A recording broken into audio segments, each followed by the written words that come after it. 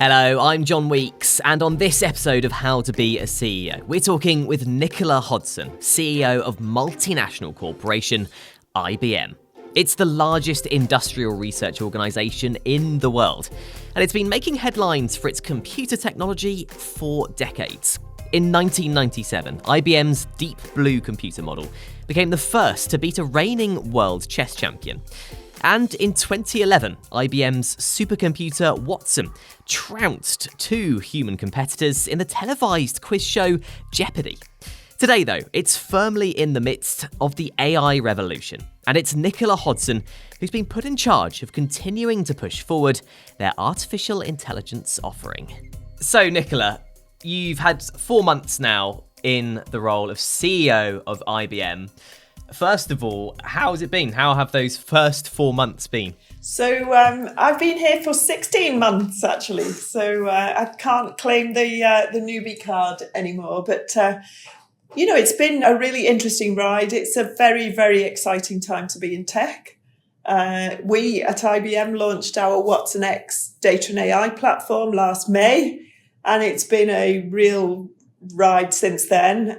Massive market interest in AI, a lot going on in that space. I think everyone's looking at how can this help me to be more productive? How can it help me to drive revenue growth, etc. So very vibrant time to be in tech. Great time to be at IBM. We're doing a ton of work on AI and on hybrid cloud, both of which are the two sort of top topics in town if you're a CIO.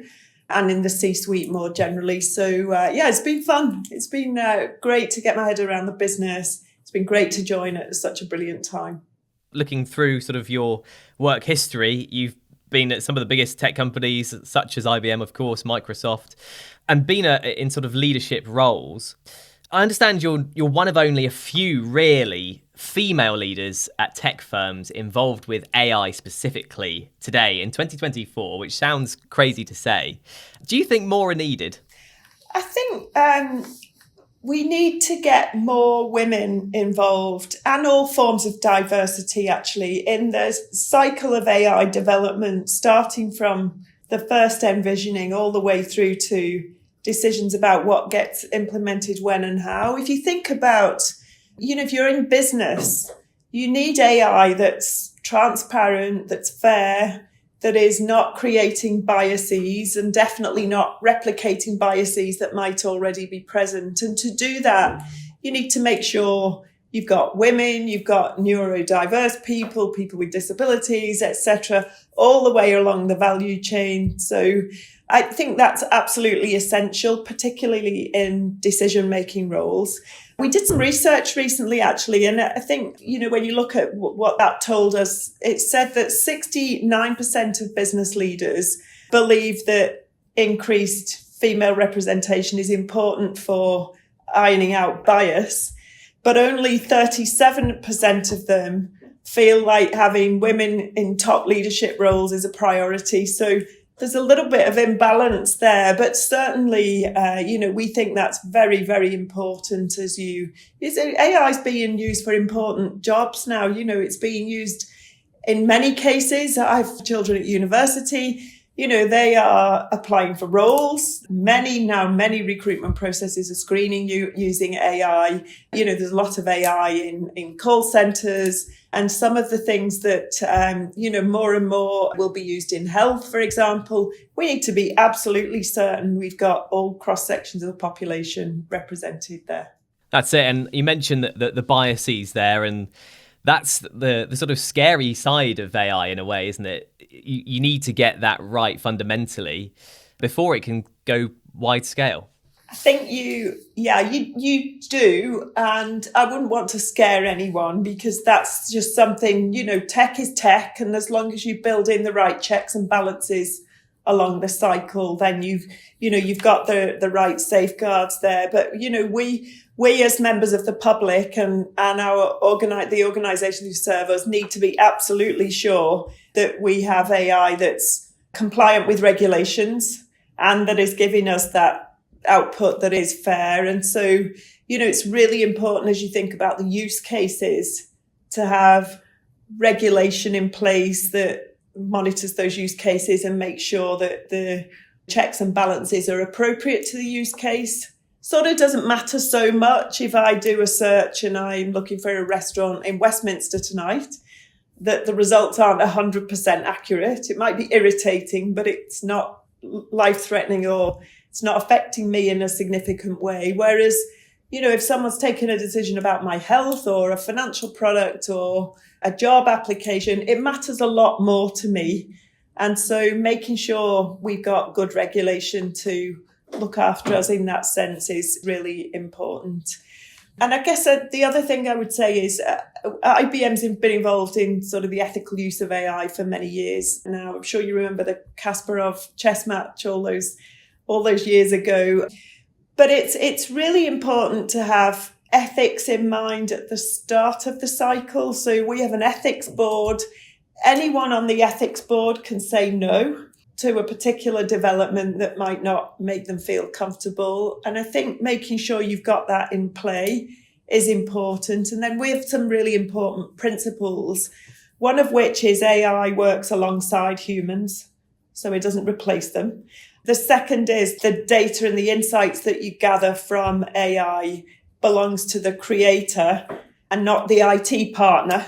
That's important because, companies are putting a lot of their own intellectual property into this.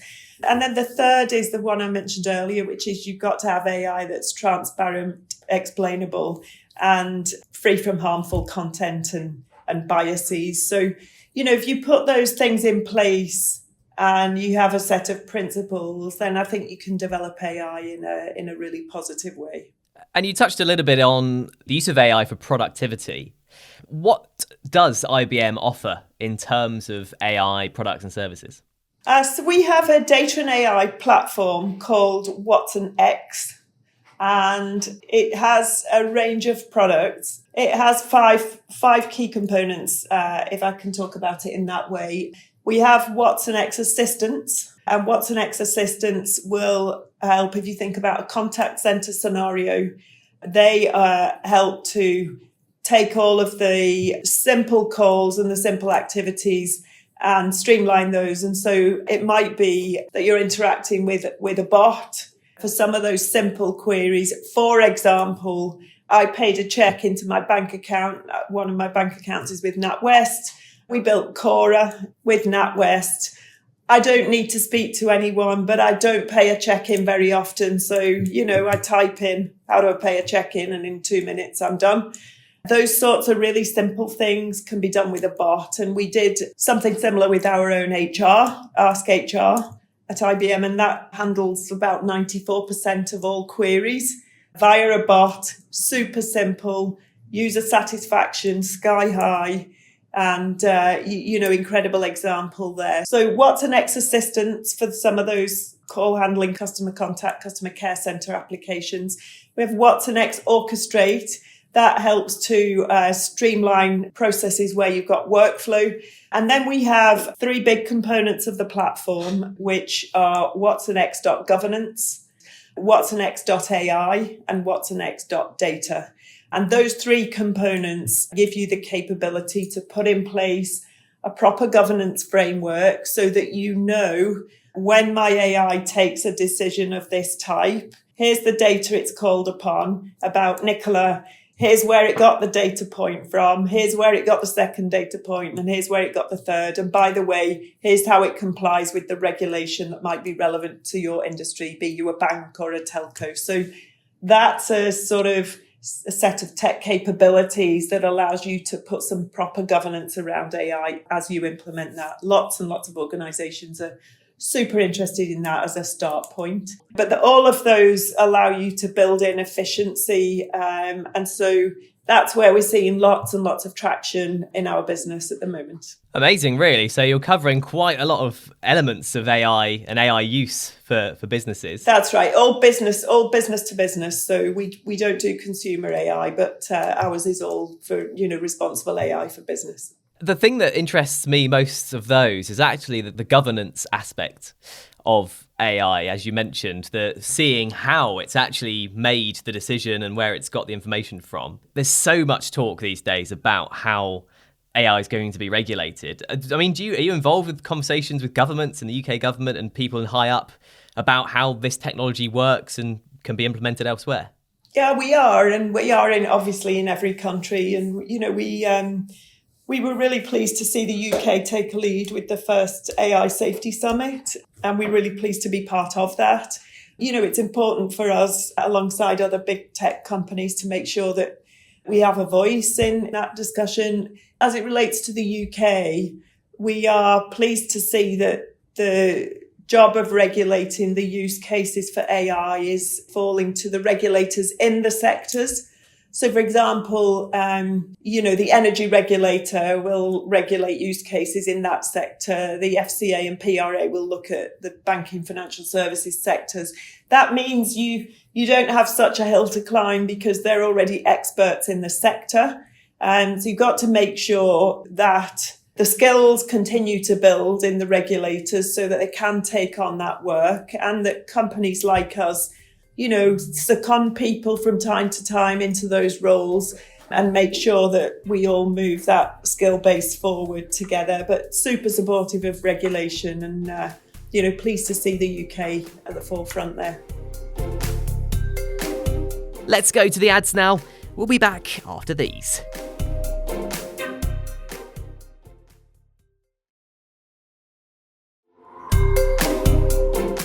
You mentioned the productivity side of things, and it's what some of the people in the industry say AI is all about: boosting productivity, making our work lives easier.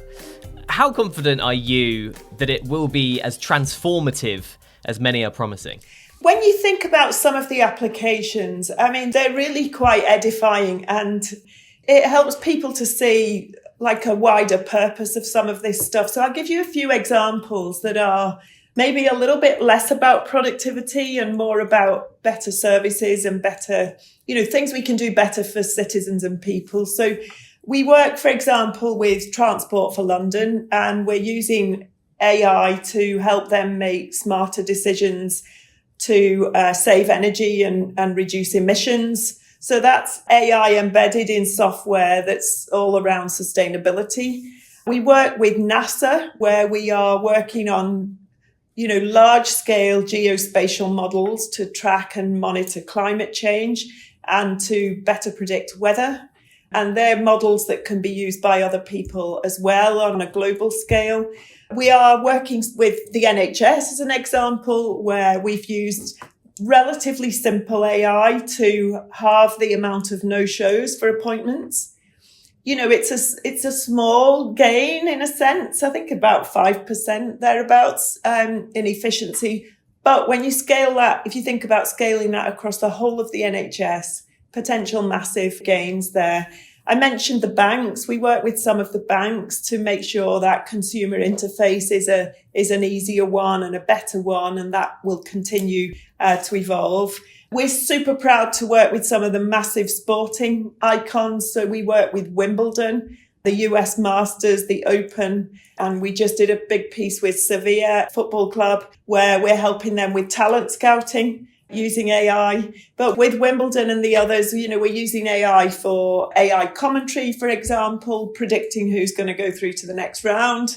That's really more about how do you drive a fan engagement, not just at the tournament, but in the rest of the world where people are watching and trying to engage. So some quite interesting applications, I think, that are way beyond productivity and more about the sorts of experiences we have as users of these services. Today, you've talked about how AI can be used not strictly as a money-saving tool, but as a sort of tool for, as you say, boosting your services and offering more and being able to do more as a business. Are they the kind of examples, the best examples, I suppose, of that? There's some of them, obviously. I'm giving you some UK examples because we're sitting here today, but there are plenty globally, which, are available on our website, but and they're moving all the time. There is a lot of work going on. I would say pretty much every company is experimenting with use cases. Some are now going into production, so we'll start to see more and more of that. I'm trying to think, I can't think of a single company that isn't at least experimenting with AI use cases. And then the other, just to pull out a couple of other big trends in tech. The other thing, every company I've engaged with has a multiplicity of environments where it's running its IT. So they might be running multiple clouds. They might be running an estate that's on premise. They might be having private clouds from other vendors, etc. So, they all have a pretty interesting hybrid cloud estate. And if you think about AI is as good as the data it can pull on. And the data is in all of these separate places. And so being able to, on the one hand, have AI that's open, that can work across all of those environments, that can pull the data from anywhere, and being able to, if you like, abstract the applications and being able to take that data from any of those applications and run your AI is super, super important. And so the other big trend we see is around that hybrid cloud, and how do you create the capability as a company to have some flexibility in the way you operate and be able to point your apps at the appropriate cloud, but still be able to access your data. So we think it's really, really important that you have an open ecosystem and that you're not getting tied into any one way of doing things. You said that you can't think of one business that isn't at least exploring AI. In your experience, are businesses and companies and leaders willing and open to use AI to sort of help staff and obviously help processes, but, help staff do their job better? Yeah, absolutely. Businesses, in my experience, are looking at this from two angles. One is like, how do I help my own employees to be more efficient? And that means looking at all of your processes, eliminating the ones that aren't useful. There's no point digitizing a poor process. So, there are some processes simply need to be eliminated. There are others that you need to simplify. Then you can apply AI. So I talked about our HR. We're applying exactly the same to finance and operations and to procurement and to our IT. Super simple ways to just make life better and easier for the employees. If you think about the plethora of organizations out there and public sector bodies, just making it easier for employees is a huge opportunity to gain productivity and just to allow us to not do some of the grunt work, but to have that done for us and focus ourselves on where we can be more creative and where we can add more value. So that's a big, exciting one. The other two, I would say, that are sort of more front runners are contact centers. A lot of activity going on there, super simple to see how you can automate more and then have your valuable agents working on the higher value interactions that might be more complex. And then the third one is coding and making coding more efficient and also deciding how and what to modernize in the way of your coding. So they're the three that are most hot in terms of all that experimenting I talked about. But, in all cases, there's definitely experimentation going on.